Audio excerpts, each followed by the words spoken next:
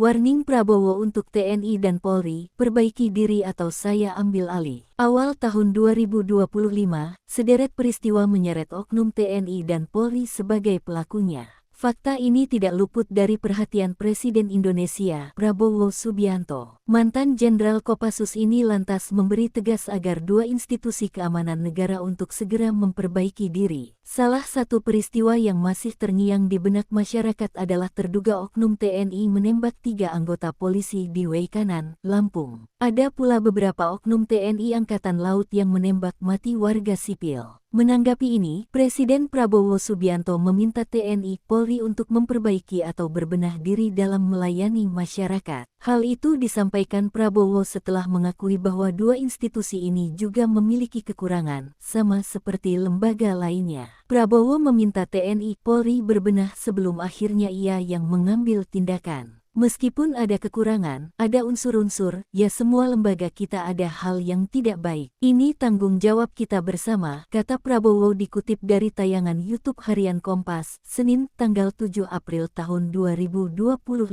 Mari kita perbaiki. Saya tegas terus di TNI Polri, bersihkan diri kalian sebelum nanti saya ambil tindakan atas nama pemegang mandatoris rakyat, sambungnya. Pada kesempatan yang sama, Prabowo juga menyinggung soal revisi Undang-Undang TNI. Momen tersebut belakangan dibicarakan dan mendapatkan penolakan dari sebagian masyarakat. Menurut Prabowo, tidak ada niat dari pembuat undang-undang tersebut untuk melahirkan militerisme dalam RUU TNI. Ia juga menegaskan, prajurit TNI yang menduduki jabatan sipil di luar ketentuan undang-undang wajib pensiun dini. Menurut saya undang-undang TNI itu non-isue. Enggak ada niat. Semua pejabat tentara yang akan masuk jabatan sipil pensiun dini, tegas kepala negara. Hanya beberapa lembaga yang memang diizinkan. Intelijen, bencana alam, Basarnas, itu dari dulu. Kan ini hanya mengformalkan. Kemudian, katanya kejaksaan, ya kejaksaan kan ada jaksa pidana militer, kemudian hakim agung ada kamar militer. Dan kalau dilihat, semua itu ada reasoningnya, pungkas Prabowo.